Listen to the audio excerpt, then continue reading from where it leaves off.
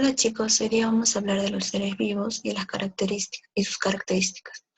La primera clase que tuvimos hablamos de qué es biología, y la biología es estudio de los seres vivos. Y acá podemos observar en la imagen los diferentes seres vivos, por ejemplo acá las bacterias, las algas, los hongos, las plantas, los animales, los protozoarios. Acá podemos observar los protozoarios, que son organismos unicelulares eucariotos que normalmente se encuentran en agua dulce. ¿Ya? Siguiente video. Entonces, vamos a definir qué es un ser vivo. Entonces, para ello quería remontar a ustedes la evolución. ¿Cuándo se formó un ser vivo? Entonces, comenzamos con este esquema didáctico para que ustedes puedan comprender cómo es que se originó un ser vivo. Para ello vamos a tener una escala de tiempo de un día de 24 horas. Y su escala vendría a ser esta acá. Y ustedes pueden ver, pueden analizar cuánto es una hora, cuánto vale un minuto, cuánto vale un segundo. Entonces, desde que se formó la Tierra, comenzando el día, casi a las 5 de la mañana o 6 de la mañana, aparecieron los primeros organismos fotosintéticos, que vendrían a ser los organismos unicelulares, ¿no? Y ahora un organismo unicelular, un ser vivo, ya cae un ser vivo. Y observamos que cuando ya a partir de la 1 de la tarde, 2 de la tarde, o hace 2000 millones de años, el oxígeno en la atmósfera comienza a aparecer. Y pasando de la 1 a las 4 o 5 de la tarde, ya se encuentran los primeros fósiles eucariontes más antiguos. Es decir, acá ya pasamos de célula ya de los procariontes que encontramos, que vendrían no tienen núcleo, a eucariontes que vendrían a tener un núcleo. Ya vamos aumentando la complejidad. Y observamos que acá ya hay organismos pluricelulares a partir de las 8 de la noche. ¿Bien? Han pasado con cuántas horas, de las 4 hasta las 8, 4 horas. Y se formaron los organismos pluricelulares más complejos, y ya acabando el día aparece el hombre. Entonces, ya remontamos la evolución, cómo aparecieron tanto un organismo unicelular hasta que son un organismo pluricelular hasta el hombre. Entonces, todos estos seres vivos que hemos hablado, desde un organismo unicelular a pluricelular, se definen como materiales físicos y químicos con alto grado de complejidad, ¿ya? Y se define y nos podemos analizar mejor de acuerdo a sus características. Comenzamos con sistemas abiertos. Los seres vivos somos sistemas abiertos. ¿Por qué? Porque intercambiamos materia y energía. Intercambiamos materia, por ejemplo, cuando nosotros ingerimos alimento y esos alimentos van a nuestras células. Y energía, cuando, por ejemplo, nosotros podemos transmitir calor y podemos también recibir calor. Una persona si está muy caliente con una persona que está más fría, se puede decir, o temperatura más baja que la de otra persona. La otra persona más caliente puede transmitir su calor a la otra persona. Por eso somos seres abiertos que podemos transmitir tanto materia y energía. Ahora, pasemos al metabolismo. ¿Por qué? Porque todo nuestro cuerpo ocurre reacciones químicas en cada célula de nuestro cuerpo. ¿Por qué somos autorregulados? Porque podemos mantenernos constantes en homeostasis. Ya, por ejemplo, nuestra temperatura tiene que ser 37 grados, no podemos estar ni muy altos ni muy bajos, sino conllevaría una enfermedad. Y perpetuarnos a través del tiempo se refiere a la reproducción, a reproducir, a perpetuar la especie. Entonces, cuando nos referimos a la teoría celular, cuando definen un ser vivo, ellos lo definen: todos los organismos vivos están compuestos por una o más células. Entonces, la característica de los seres vivos tienen muchas, las cuales vamos a agarrar unas de ellas, y comenzamos con el movimiento, que es desplazarse de un lugar a otro. Entonces acá podemos observar un protozoario, que viene a ser la ameba, la bacteria. La bacteria, observamos acá, que es la bacteria, que vendría a ser una célula blanca, en las cuales tiene la célula que está acá, vendría a ser tiene que defendernos, ¿no? De un agente externo como la bacteria. Entonces, por eso que está persiguiendo a la bacteria y se está moviendo esta célula, y la bacteria también en movimiento. Entonces, y acá vemos otro animal más complejo que viene a ser un tardígrado, los cuales observamos que se están moviendo. En las cuales ese animal es muy curioso porque puede soportar muchas extremas condiciones. Por ejemplo, presiones muy altas, temperaturas elevadas, temperaturas muy bajas. Se adapta a diferentes condiciones el tardígrado. Y se encuentra muchas veces en la película de los helechos. La siguiente característica va a ser la irritabilidad y coordinación. La irritabilidad es la capacidad para responder a los estímulos provenientes de su medio externo o interno. Entonces, cuando, por ejemplo, un perro nos quiere morder, nosotros reaccionamos de alguna manera, ¿no? Sacamos nuestro pie, nos movemos de un lado, entonces gritamos. Esa es una respuesta, irritabilidad. Otro, agarramos la plancha caliente, tocamos, vamos a querer sacar nuestra mano. Esa también es una respuesta, irritabilidad. Entonces, no solo nos referimos a medio externo, también interno. Nuestro cuerpo nos duele la cabeza, estamos así, medio moviendo la cabeza. También estamos doliendo, nos duele el estómago. Entonces nosotros estamos así con cólicos y nos tendemos a encoger, a mover un poco. También es una respuesta, entonces también es irritabilidad. El siguiente característica vendría a ser el crecimiento, las cuales hay que definirlas de acuerdo al organismo estudiado. Por ejemplo, si es unicelular, nos referimos al crecimiento o al aumento de la masa, solamente de su masa, de una unicelular como la bacteria. Y multicelular, cuando crecen tanto en número y en masa, en volumen y en número de células. Entonces, acá vendríamos a ser nosotros, ser humanos o animal. Ahora, la siguiente característica es la adaptación, en la cual se basa en desarrollar la capacidad de sobrevivir a un entorno diferente. Entonces, ¿por qué? ¿Y por qué tiene que sobrevivir? Porque él tiene que conservar su vida, su especie. Entonces, él tiene que adaptarse a esas condiciones para que pueda conservar su vida. Por ejemplo, acá, el pulpo tiene que mimetizarse, tiene que camuflarse para sobrevivir. Entonces, él tiene esa capacidad, este pulpo, que adapta a esas condiciones.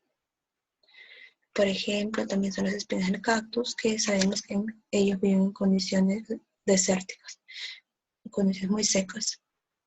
Entonces, ellos cactus, en vez de desarrollar hojas muy frondosas, ellos desarrollan espinas para que eviten la pérdida de agua y puedan sobrevivir a ese entorno. El siguiente vendría a ser la reproducción, que vendría a ser la capacidad de los organismos para producir nuevos individuos de su misma especie. La reproducción puede darse a nivel sexual o asexual. A nivel sexual intervienen dos progenitores. En este caso son dos gametos, como ven en la imagen. Vendría a ser el espermatozoide y el óvulo que formarán a un bebé. Y en la reproducción sexual solo se necesita un solo progenitor y no intervienen gametos como en la reproducción sexual. Entonces, ¿cómo sucede en las bacterias y las algas unicelulares? Y también acá, como tenemos una estrella de mar, en la cual si ustedes le cortan un pedacito podría salir otra estrella de mar. Unas extremidades lo cortan. Y acá tenemos a las bacterias, que con una sola bacteria puede reproducirse en muy poco corte de tiempo, muchas bacterias. Después tenemos acá el metabolismo. El metabolismo vendría a ser, como les expliqué, todas las reacciones químicas y que ocurren en un ser vivo. Entonces hay dos procesos, tanto de síntesis y degradación de moléculas. En el anabolismo ocurre la formación de moléculas complejas a partir de moléculas simples. Y en el catabolismo, las moléculas complejas se transforman en moléculas simples. Entonces, y en el anabolismo, recuerden que se necesita energía. Y en el catabolismo se libera energía, ATP. Entonces, un ejemplo de catabolismo. Por ejemplo, comemos nuestro pollo, que tiene proteínas, una molécula compleja, se va a degradar a moléculas más simples para que pueda ser, para ser llevada a nuestras células. Entonces, y esas moléculas simples, que vendrían a ser, por ejemplo, aminoácidos, en nuestra célula van a tener que formar otras proteínas que necesita nuestro cuerpo. Por ejemplo, imaginemos, para nuestros huesos necesitamos colágeno. Ya, entonces para que se forme esa molécula de colágeno, se necesita aminoácidos, moléculas simples. Entonces, eso se llama anabolismo. ¿Ya? Ok. En el siguiente va a ser homeostasis. Entonces, la capacidad que tiene el cuerpo para mantener y regular sus condiciones internas y mantener sus condiciones constantes, ¿cierto? Entonces, por ejemplo, la temperatura. Temperatura nosotros la regulamos como mediante, depende, ¿no? Depende si es que una persona siente mucho frío, va a tender a tiritar. ¿Por qué? Porque nuestro cuerpo siempre tiende a la homeostasis. Entonces no va a querer bajar su temperatura. Va a tener que tiritar, temblar para que nuestros músculos generen calor. Entonces elevemos la temperatura. Igual, si hay mucho calor, nosotros sudamos para eliminar un poco de calor. ¿Ya? Igual. Y la organización específica se refiere a los niveles que tiene un ser vivo. Todos los niveles, tanto a nivel químico, nivel biológico, que vendría a ser la célula, está el individuo, y el nivel ecológico. Todos esos niveles conforman esta organización compleja como ser vivo. Ahora, los niveles de organización, como les dije, el ser vivo es una organización compleja y por eso lo podemos descomponer en niveles más pequeños. Y el nivel más pequeño, básico, vendría a ser el nivel subcelular o el nivel químico, en la cual encontramos a nivel atómico, donde están los elementos químicos. Entonces, el atómico está formado de átomos. Y después viene el siguiente nivel, subnivel molecular, en el cual viniera a ser la unión de dos o más átomos, como el agua. Y después vendría a ser la unión de estas moléculas, las macromoléculas, que son uniones de estas moléculas, pero son más pesadas. En estas tenemos las proteínas, el ácido nucleico, los carbohidratos. Y su mínima unidad de la proteína es el aminoácido, su mínima unidad de ácido nucleico es el nucleótido, y su mínima unidad de la carbohidratos son los monosacáridos. Solo para recalcar. Entonces, una macromolécula, acuérdense quiénes están, las proteínas, los ácidos nucleicos, los carbohidratos. Una macromolécula es realmente una molécula, pero era muy pesada y muy grande. Después de la macromolécula sigue el complejo supramolecular. El complejo supramolecular es ya la interacción de diferentes macromoléculas, que puede ser proteína, ácido nucleico o carbohidratos. La unión de cualquiera de estos, va a formar un complejo supramolecular. Por ejemplo, tenemos acá el ribosoma. El ribosoma está formado por una subunidad grande y una subunidad pequeña. Y dentro de ella hay ARN ribosomal. ARN ribosomal no se observa acá, pero dentro de ella hay un ARN ribosomal. Entonces, esta subunidad es proteína. Esta subunidad pequeña es proteína. Y ARN ribosomal es ácido nucleico. Proteína más ácido nucleico, complejo supramolecular. ¿Ya? Siguiente. Acá también se encuentran los virus, que los virus también normalmente tienen proteínas, ácido nucleico y lípidos. Entonces, generalmente, depende del virus. Y los virus también encajan acá. complejo supramolecular. Ahora, en los complejos supramoleculares, no todos los complejos supramoleculares pueden llegar a organular. Organular son organelas que tienen como característica formar membrana. Tener una membrana celular. Celular no, tener una membrana nada más. Por ejemplo, acá tenemos la mitocondria, el cloroplasto, el núcleo, el lisosoma, ¿ya? Acá vamos al nivel subcelular. Todavía acá no llegamos a célula. La unión de todos estos vamos a formar recién a célula. Acá pasamos a la organización biológica.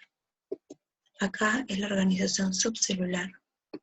Acá es la organización biológica, en la cual comienza desde la célula hasta formar el individuo. Comenzamos con la célula, que es la mínima unidad funcional, anatómica estructural de los seres vivos.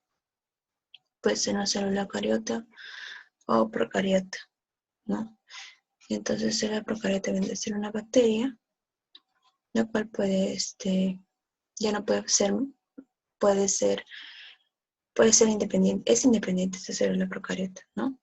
En cambio, en las células eucariota, hay organismos también que son eucarióticos y unicelulares, ¿ya? Pero ya los organismos que ya son más complejos que unicelular, pasamos ya a multicelular. Ojo. Entonces, cuando ya pasamos a multicelular, pasamos al siguiente nivel, subnivel, que vendría a ser tisular. Entonces, el nivel tisular vendría a ser conjunto de células, ¿ya? En las cuales están diferenciadas estructural y funcionalmente para cumplir funciones específicas. ¿Y a qué nos referimos que están diferenciadas estructural y funcionalmente? Porque a cada conjunto de células va a tener diferentes funciones, se va a especializar. Por ejemplo, acá tenemos el tejido muscular, el tejido nervioso, células que se van a especializar para el tejido adiposo, células que van a ser parte del tejido sanguíneo, tejido epitelial, entre otros. Ya después pasamos al siguiente, organológico, el cual es el conjunto de diferentes tejidos. Acá tenemos el corazón, el estómago, el cerebro. Acá ya estamos uniendo tejidos para formar órganos. Por ejemplo, este órgano es el estómago, el cual tiene tejido epitelial, tiene el tejido muscular, ¿observan? Entonces ya es un órgano. Y otros tejidos. Después del organológico vamos a pasar al sistémico. El sistémico es la agrupación anatómica funcional de diferentes órganos. Vamos a unir diferentes órganos para formar un sistema. Por ejemplo, el sistema digestivo, unión del hígado, el páncreas, el estómago, el páncreas, los intestinos. ¿Ya? Es un ejemplo. Luego pasamos al último nivel de la organización biológica. Vendría a ser el individuo. El individuo ya vendría a ser la integración de todos los sistemas. Y podemos observarlo a simple vista. Por ejemplo, la vaca, el león, el árbol, etc. Después pasamos ya, cuando ya se formó el individuo no está aislado. Necesita interaccionar con la naturaleza, con el medio ambiente. Es por eso que sigue la organización ecológica, en la cual su mínima unidad de estudio vendría a ser la población. Y la población es el conjunto de individuos de la misma especie que viven en el mismo espacio y en un momento determinado. Por ejemplo, acá estamos en la población de peces llamados pericos en el litoral limeño en febrero del año 2008. Acá vemos que ¿qué población estamos hablando? De peces pericos, en donde en un mismo espacio, en el litoral limeño y en un momento determinado, en febrero del año 2008. ¿Ya? Así es como se debe mencionar a nivel poblacional. Pasamos a comunidad, que es el conjunto de poblaciones que habitan en un lugar y tiempo determinado. Observamos en la imagen 3 poblaciones. La población de jirafa, población de cebras, población de búfalos, no me equivoco. Bueno, la cuestión es que hay 3 especies, 3 poblaciones. Entonces, eso ya es comunidad. Y el ecosistema vendría a ser la relación de los seres vivos y el medio físico. Entonces, Y seres vivos también son llamados biocenosis. Y medio físico vendría a ser el biotopo. Recuerden eso, biocenosis más biotopo, ecosistema. Seres vivos más medio físico, ecosistema.